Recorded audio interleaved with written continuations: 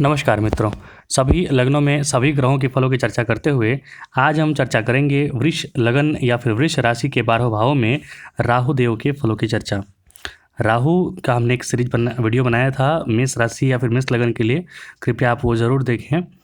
और साथ ही साथ इस सीरीज़ में अभी तक हमने सूर्य, चंद्र, मंगल, बुध, गुरु, शनि, शुक्र सबका वीडियो बनाया है सभी लग्नों में, आप वो ज़रूर देखें। और कुछ त्रुटि लगे तो आप कमेंट बॉक्स में ज़रूर लिखें। जैसा कि मैंने पहले वीडियो में बताया है कि राहु एक मायावी ग्रह है और राहु का अपना कोई फिजिकल शेप नहीं होता है, वो धुआं धुआं होता है। इसीलिए राहु जहाँ भी बैठता है, जिस घर में भी बैठता है, वहाँ पर क्लाउडी फॉर्मेशन कर देता है। मतलब वहाँ से को लेकर आपको संशय रहेगा, वहाँ को लेकर आप एडिक्टिव रहेंगे, क्योंकि राहु ही होता है जो नशा का कारक होता है। इसलिए ज़्यादा एडिक्शन भी यही देता है राहु। जैसे कि अगर राहु आपके चतुर्थ भाव में बैठे तो आपका एडिक्शन रहेगा कि एकदम घर के प्रति, घर से ही रिलेटेड, ज़मीन से रिलेटेड, माता से रिलेटेड, मतलब पूरी लाइफ आप वहाँ पर घूमती रहेगी आपकी। ठीक उसी प्रकार राहु वृष लगन या फिर वृष राशि के 12 भाव में क्या फल देगा, एक वो भी हम चर्चा करेंगे। राहु माना जाता है कि वो 6 नंबर यानी कि जो सिंह, माफ़ कीजिए, कन्या राशि होता है वहाँ पर अपना घर मानता है वो। और या फिर छठे से छठा जो 11 होता है कुंभ राशि, उसको वो अपना घर मानता है। तो यहाँ पर जो शुक्र के साथ जो उसका संबंध है वो आप मित्रवत समझ सकते हैं, क्योंकि दोनों भ्रम में डालते हैं व्यक्ति को। अगर थोड़ा सा भी मन विचलित हुआ, अगर भोग की ओर भागा, सामाजिक वर्ल्डली प्लेजर की ओर भागा, तो ये यहाँ की भौतिक सुखों में ही उलझा कर रख देते हैं। और राहु कलयुग का देवता भी माना जाता है। तो आइए चर्चा करते हैं 12 भाव में राहु क्या फल देता है। अगर लगन में ही राहु आकर बैठ गए तो यहाँ पर थोड़ी समस्या देगा, स्वास्थ्य में थोड़ी गिरावट दे सकता है। आपका शरीर थोड़ा अलग ढंग का हो सकता है कि आप 1000 लोगों में भी पहचाने जा सकें। आपके ठुड्डी वगैरह में कहीं पे चोट लगने का निशान हो सकता है। और ऐसा व्यक्ति बहुत बार देखा जाता है कि नीचे देखकर चलने का आदी होता है। शरीर थोड़ा हष्टपुष्ट होता है, क्योंकि दूसरा नंबर जो होता है वृषभ होता है, वो इनका शरीर थोड़ा स्ट्रांग होता भी है। तो राहु यहाँ पर इस तरीके की स्थिति देता है, लेकिन सुंदरता में थोड़ी बिगाड़ भी आ सकता है, ये देखने की आवश्यकता है। चेहरा थोड़ा भयंकर लगने लगता है, स्ट्रांग लगने लगता है, हट्टा-कट्टा लगता है। लेकिन यहाँ पर व्यक्ति चतुर होता है। चतुर इसलिए होता है क्योंकि शुक्र प्लस राहु का यहाँ पे कॉम्बिनेशन बन रहा है। राहु जहाँ बैठता है उसके डिपॉजिटर का भी फल वो देता है। डिपॉजिटर यहाँ पे हो गए शुक्र, तो उनका भी फल देगा। तो ये राहु यहाँ पर काम निकालने में काफ़ी स्ट्रांग बना देता है, काफ़ी चतुर बना देता है। इस तरह का व्यक्ति बड़ा साहसी और हिम्मती भी होता है, क्योंकि राहु जो था वो एक वारियर क्लैन से आता था, वारियर राजकुमार भी था वो राक्षसों का। तो हिम्मती और साहसी तो ये बना ही देते हैं। साथ ही साथ व्यक्ति अधिक उच्चतर व्यक्तित्व का होता है, हमेशा अपने लेवल को हमेशा बढ़ाने की कोशिश करते रहता है। ऐसे व्यक्ति के शारीरिक दुख होने का थोड़ा भय बना रहता है, अपने शरीर का ध्यान जरूर रखें। धन अनावश्यक रूप से मतलब खर्च होता है, धन भी इधर उधर खर्च होते रहता है, तो धन पर भी नियंत्रण रखें। यहाँ पर गोमेद आपके लिए कार्य कर सकता है अगर लगन में राहु बैठा है तो। अब यदि राहु आपके दूसरे भाव में जाकर बैठ गए तो यहाँ पर राहु बुध की राशि में जाकर बैठा है। और याद रखिए, बुध और राहु का जब भी कॉम्बिनेशन बनता है, व्यक्ति ठग प्रवृत्ति का, मतलब कि बोलने में काफ़ी चतुर होता है व्यक्ति यहाँ पर, और अपनी वाणी से किसी को भी घुलमिला दे, ऐसा करके वाणी इसका होता है। बड़ा ही शानदार और मिलने जुलने वाला व्यक्ति होता है। विवेक तथा चालाकी से अपने सारे कार्य आसानी से निपटाने में सफल होता है। अब देखिए, राहु आपके बैठा है सेकंड भाव में, तो यहाँ पर आपको सेकंड भाव को लेकर ज़्यादा एडिक्शन देगा। मतलब पैतृक संपत्ति, परिवार से संबंधित आपका परिवार बड़ा हो सकता है, उसमें आप उलझे रह सकते हैं, या फिर उसमें आप खुश भी हो सकते हैं। तो ये सारी चीज़ें आपको यहाँ पर राहु उलझा कर रखेगा, कुटुंब में उलझा कर रखेगा, पैतृक संपत्ति में उलझा कर रखेगा। और साथ साथ आपको कर्म क्षेत्र से थोड़ा परेशानी देगा। यहाँ पर विवेक तथा चालाकी से व्यक्ति अपना कार्य निशान करता है। कई युक्तियों द्वारा अच्छा धन भी व्यक्ति कमा लेता है यहाँ पर, क्योंकि पैतृक संपत्ति के घर में जाकर बैठा है। हालांकि पारिवारिक संबंधों में प्रगाढ़ता बनी रहती है, क्योंकि यहाँ पर मित्र घर में जाकर बैठा है राहु।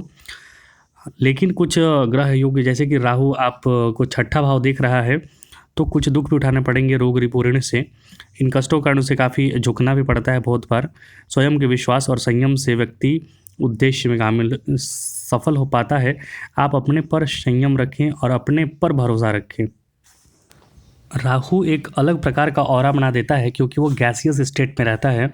तो एक अलग तरीके का धुंध बना देता है, मतलब कि जहाँ कुछ नहीं है वहाँ पर भी लगता है कि यहाँ सब कुछ उपलब्ध है। इस तरीके की स्थिति बना देता है। तो कभी भी भ्रम में ना जिएं, वास्तविकता का अनुभव हमेशा करते रहें।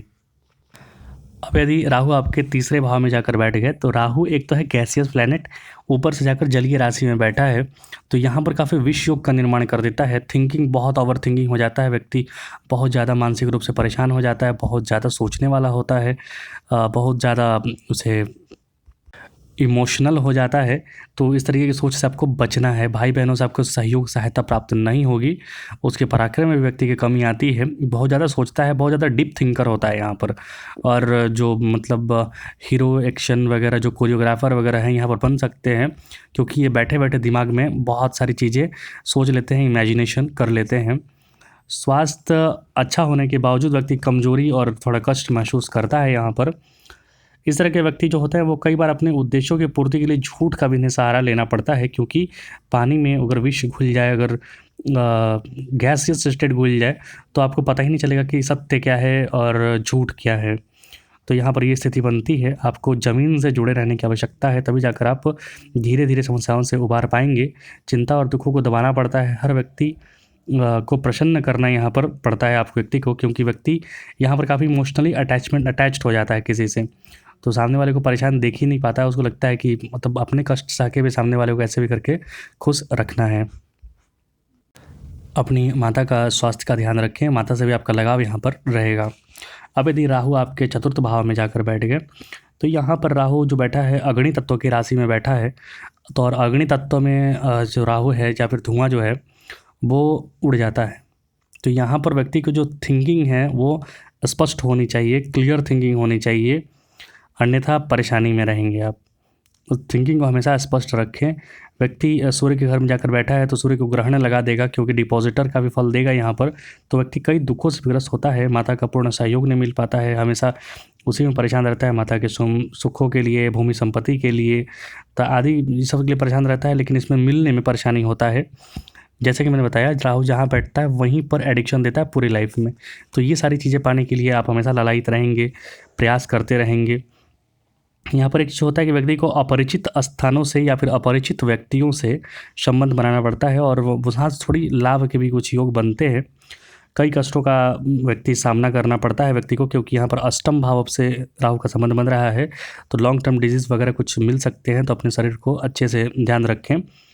व्यक्ति धैर्य और कठिन मेहनत द्वारा अपने सभी दुखों को भगा लेता है, क्योंकि राहु जो होता है धैर्य भी होता है। राहु एक सहनशीलता भी देता है। अगर आप उसको अच्छे वे में लें, एक जल्दी वाले हड़बड़ी वाले हरकत में ना रहें, आराम से धैर्यपूर्वक कार्य करें, तो राहु यहाँ पर आपकी मदद करेगा। यहाँ पर व्यक्ति का घर बड़ा होता है, और घर के आसपास पूर्व साइड में खासकर इन ईस्ट फेस कुछ कूड़ेदान वगैरह का भी योग बनता है। यहाँ पर अपने घर को बेचने से बचें, अन्यथा आपको दूसरे के घर में डेरा लेके रहना पड़ सकता है। अब यदि राहु आपके पंचम भाव में जाकर बैठे, तो यहाँ पर व्यक्ति को कई आत्मिक कष्ट उठाने पड़ते हैं, क्योंकि राहु 6 नंबर में कारक तो होता है, लेकिन कारक इसलिए होता है क्योंकि वो योद्धा है। लेकिन पंचम भाव में चला गया है, तो पंचम भाव और ऊपर से 6 नंबर वहाँ पर, तो अपने संतान से ही आप लड़ने लगेंगे, संतान से ही परेशानी होने लगेगी आपको। तो वहाँ पर बचने का प्रयास करें। दुखों के बाद उसे संतान सुख भी मिलता है। यहाँ पर मन मस्तिष्क में उलझनें बनी रहती हैं। इस कारण से व्यक्ति जो होता है, शिक्षा जो होता है वो अपूर्ण कर रह पाता है उसका, या फिर शिक्षा अगर पूर्ण भी हो जाए तो अपनी जो वास्तविक शिक्षा, मूल शिक्षा जो डिग्री ले रहा है वो उससे इतर उसके पास सारा नॉलेज होता है। तो मतलब नॉलेज पूरा रहेगा, लेकिन जो वास्तविक नॉलेज उसे लेना चाहिए, जो डिग्री वाली नॉलेज उसके पास होनी चाहिए, वो कम होती है, और बाकी बाहर की नॉलेज सारी होती है। चंचलता उसकी आदत होती है, इसी कारण वह थोड़ा आवारा टाइप का हो जाता है, या फिर घूमने वाला हो जाता है। पूरा समाज का पूरा ठेका लेके रखता है, मतलब कि सबका साथ देना है, इस टाइप का थिंकिंग उसके मन में हो जाता है, लेकिन वैसा वो कार्य करता है नहीं, क्योंकि राहु गैसेस स्टेट है ना, मन में भ्रम बना देता है कि मैं तो पूरा समाज का कार्य कर रहा हूँ, लेकिन समाज उससे पसंद ही नहीं करता है। इस तरीके की स्थिति बनती है, बच के रहना है।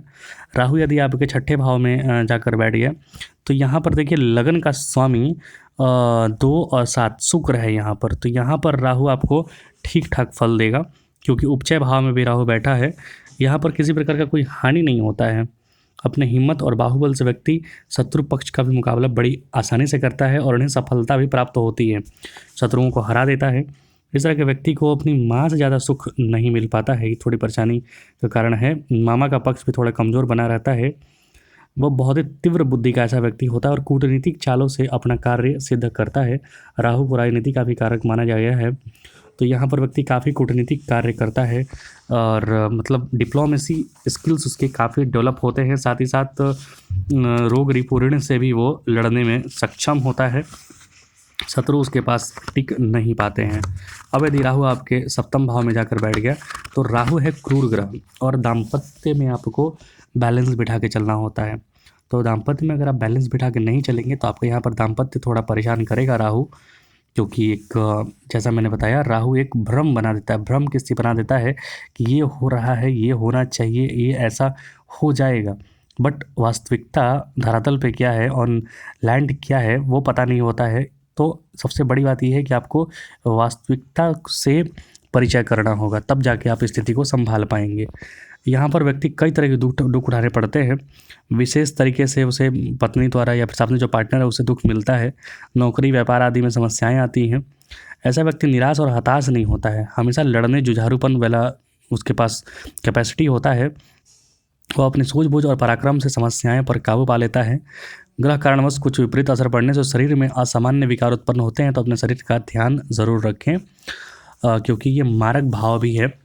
तो राहु मारक भाव में आकर बैठा है, मंगल का कहीं थोड़ा भी अगर खराब फल मिला तो राहु मारक फल प्रभाव भी दे सकता है, तो इसलिए धैर्य बनाए रखें और धरातल से जुड़े। अब यदि राहु आपके अष्टम भाव में जाकर बैठ गया तो यहाँ पर व्यक्ति को फिनिक्स बना देता है, मतलब कि मृत होकर भी व्यक्ति जीवित हो जाए ऐसी कैपेसिटी होता है। बड़ा बड़ा एक्सीडेंट होकर व्यक्ति बच जाता है, उसके मन में बहुत बार भावनाएं आती हैं कि वो आत्महत्या कर ले, इस तरीके की थिंकिंग आती है, क्योंकि राहु एक्सट्रीम थिंकिंग वाला चीज़ है। लेकिन फिर भी व्यक्ति मरता नहीं है, इसलिए याद रखिए कि आपको हमेशा अपने जीवन को पूर्ण आयु करके जाना है यहाँ पर, क्योंकि राहु जहाँ बैठता है ना वहीं से एडिक्शन देता है। तो ये 8वां घर जो है आयु का घर होता है, तो आपको अपने पूर्ण आयु करके जाना है यहाँ पर, याद रखिए। तो अच्छे से जीवन को, थोड़ा भी संघर्ष है तो उसको झेलिए, उसको अच्छा करने का प्रयत्न कीजिए। स्वास्थ्य पर खर्च हो सकता है आपका, व्यर्थ का खर्च हो सकता है घूमने फिरने में इधर उधर, लेकिन आप जिंदा रहिए, अच्छे से मनोबल बढ़ाइए और बहुत अच्छे से ज़िंदगी जीने का कोशिश कीजिए। क्योंकि आपका देखिए यहाँ पर राहु संबंध बना रहा है 12वें से, दूसरे से और चौथे से, मतलब माता भूमि वाहन पैतृक संपत्ति वगैरह सबसे संबंध बना रहा है। तो अगर आप सामंजस्य धीरे धीरे बैठाएंगे तो आपको ये सारी चीज़ों का सुख मिलेगा। चिंता कष्टों से आप बिल्कुल परेशान नहीं होंगे, नए नए तरीके से आप अपनाकर आराम का जीवन व्यतीत कर सकते हैं यहाँ पर। अब यदि राहु आपके 9वें भाव में जाकर बैठ गया तो यहाँ पर देखिए शनि के घर में जाकर राहु बैठा है। यहाँ पर जो राहु का स्थिति होता है वो थोड़ा मतलब मिश्रित होता है, कह सकते हैं आप। कुछ अच्छे भी फल देंगे और कुछ खराब भी फल देगा, क्योंकि राहु को शनि का एजेंट माना जाता है। राहु यहाँ पर बैठा तो थोड़ा भाग्य कमज़ोर पड़ सकता है, कभी कभी अचानक से भाग्य खुलता है व्यक्ति का। जब राहु का दशा चले तो भगवान शिव को जरूर दुर्वा चढ़ाएं और राहु के मंत्रों का जाप जरूर करें, यहाँ पर आपको भाग्य का साथ मिलेगा तब। और वैसे व्यक्ति का भाग्य थोड़ा यहाँ पे कमज़ोर पड़ जाता है, धर्म कर्म में ज़्यादा विशेष रुचि नहीं होता है, क्योंकि शनि के घर में राहु जाकर बैठा है। धर्म कर्म भी अलग तरीके का आडंबर अपनाता है, तो धर्म कर्म में भी आपको सावधानी बरतने की आवश्यकता है। अपना जीवन सफल बनाने के लिए उसे हिम्मत, धीरज और गुप्त तरीकों का सहारा लेना पड़ता है। जैसा कि राहु डिप्लोमेसी का कारक है तो डिप्लोमेटिक तरीके अपनाएगा ही अपनाएगा। इस तरह के व्यक्ति को कठोर से कठोर मेहनत करने वाले कार्य करने पड़ते हैं। उसका जीवन सामान्यतः थोड़ा कम पैसे में ही गुजरता है, तो अपना जीवन उस तरह सुधारने के लिए हमेशा कोशिश करते रहिए, शिव जी की शरण में जाइए। अब यदि राहु आपके 10वें भाव में जाकर बैठ गया तो यहाँ पर भी वो शनि के हेडक्वार्टर में जाकर बैठा है। लेकिन एक चीज़ है कि यहाँ पर राहु का अपना एक नक्षत्र होता है, शतभिषा नक्षत्र, तो वहाँ से कहीं भी संबंध बन रहा है तो व्यक्ति का पिता से संबंधित, राज्य से संबंधित, अपने धन से संबंधित यहाँ पर चीज़ें होने में थोड़ी परेशानी भी आएंगी और ये चीज़ें आपको मिलेंगी भी। मतलब पूरे जीवन आपको इसी चक्कर में लगे रहेंगे, आप पिता से संबंध बनाएंगे, पिता की पैतृक संपत्ति को अपनाएंगे, फिर अपने राज्य, कारोबार, नौकरी, व्यवसाय में समस्याएं बनी रहेंगी, लेकिन आप उसमें धीरे धीरे बढ़ते जाएंगे। पत्नी और संतान का सुख थोड़ा कम मिलता है यहाँ पर, क्योंकि व्यक्ति ज़्यादा जो दिमाग लगाता है वो अपने कार्य क्षेत्र पर लगाता है, अपने मान सम्मान, यश पर लगाता है। इस तरह के व्यक्ति को संयम मतलब जूझने में संयम से काम लेना चाहिए। उसे कर्म क्षेत्र में हिम्मत करके डटे रहने में ही भलाई है, वहाँ पर कामयाबी आपको मिलेगी। गोपनीय तरीके से, राजनीति वाले तरीके से आप सफल होंगे, आपकी दशा सुधरेगी और आप एक सम्मानित व्यक्ति के रूप में समाज में प्रतिष्ठित हो सकते हैं, क्योंकि राहु दशम भाव में लगभग कारक माने जाते हैं, क्योंकि ये राजनीति के भी कारक होते हैं। अब राजनीति बहुत सारे तरीके की होती है, कुछ अच्छी राजनीति है, कुछ खराब राजनीति। अब ये देखने की बात है कि आप किस तरीके की राजनीति करते हैं। अब यदि राहु आपके 11वें भाव में जाकर बैठ गया तो उपचय भाव में राहु स्ट्रांग माना जाता है। तो यहाँ पर उपचय भाव में 11वें भाव में जाकर बैठा है। अपार परिश्रम, अपार मेहनत, अपार मुसीबतें जो भी आएंगी, आप उन सब को नेस्तनाबूद कर कर अपार कामयाबी की ओर बढ़ेंगे। आय क्षेत्र से पूर्ण धन प्राप्त होगा। व्यक्ति विभिन्न सोर्स से धन की प्राप्ति करता है और वो कभी भी, बहुत बार तो सोचे देखा जाता है कि वो ये ध्यान नहीं रखता है कि अच्छे सोर्स से आ रहा है या खराब सोर्स से आ रहा है, बस धन आना चाहिए। आर्थिक दशा सुधरती है। गोपनीय चालों युक्तियों द्वारा पर्याप्त धन व्यक्ति कमाता है। इस तरह का व्यक्ति कई बार अपमानिक, अचानक जो होता है आंशिक दुख भी आते हैं, क्योंकि छठे से छठा है, रोग रिपू ऋण से आपको परेशानी होता रहेगा यहाँ पर, लेकिन आप उन पर मुकाबला कर लेंगे, आप उन पर हावी हो पाएंगे। व्यक्ति शांत और संयम भाव से मुकाबला करता है। धीरजवान होने से उसकी पहले जैसी स्थिति बरकरार रहती है। समाज में सब उसकी प्रशंसा करते हैं, लेकिन आप में अहंकार की भावना नहीं आनी चाहिए, अहम की भावना आप में नहीं आनी चाहिए, इससे बचकर रहें। अब यदि राहु आपके 12वें भाव में जाकर बैठ गया तो यहाँ पर जितना आप कमाएंगे उतना आप खर्च कर देंगे, ये थोड़ी स्थिति बनेगी। अपने आप को संयमित रखें, किसी भी गलत चीज़ों से बचें, अन्यथा ये पे कारावास का भी योग बनता है। और कारावास कहने का मतलब ये नहीं कि आप जेल ही चले जाएंगे। हो सकता है आप अपनी किसी परिस्थिति में आप घर में ही हमेशा रहना पड़ जाए, बाहर घूमने न जा पाएँ, या फिर मन में ही बहुत कुछ उलझनें बनी रहती हैं, जैसे कि ज़्यादा सोच सोच कर आप परेशान होते हैं, तो वो भी कारावास ही है। तो कारावास कहने का मतलब किस तरीके की आप सोच रहे हैं वो सोचिए, अपने दायरे से बाहर निकलिए, ये कहने का मतलब यही है। और अपने आप को किसी भी गलत चीज़ों से बचा कर रखें। व्यक्ति अपना व्यवसाय चलाने वाला घरेलू खर्च पूरा करने में काफ़ी दिक्कतों का सामना करना पड़ता है, क्योंकि व्यर्थ खर्च होता है। उनसे बचने के लिए व्यक्ति को अच्छे तरीके से कार्य करना चाहिए। व्यक्ति संयम एवं सहज भाव से अपने सारे दुखों पर विजय प्राप्त कर लेता है, क्योंकि फिर से यहाँ पर 6 और 12 का संबंध बन रहा है। राहु यह लगन में अच्छे अगर फल भी देते हैं तो यहाँ पर अच्छा फल देंगे, आप जीत पाएंगे। कूटनीतिक तरीके अपनाने पड़ते हैं, बाहरी दिखावा करना पड़ता है व्यक्ति को। अपने खर्च और अपने स्वास्थ्य का यहाँ पर ज़रूर ध्यान रखें। अब यदि ये जो मैंने फल बताया, ये राहु के 12 भाव में फल बताया, वृष लगन या फिर वृष राशि के 12 भाव में। अगर कुछ त्रुटि लगे या फिर कुछ पूछना हो तो आप कमेंट बॉक्स में ज़रूर लिख सकते हैं। कृपया चैनल को लाइक शेयर सब्सक्राइब जरूर करें। देखने के लिए आपका बहुत बहुत धन्यवाद। जय हिंद।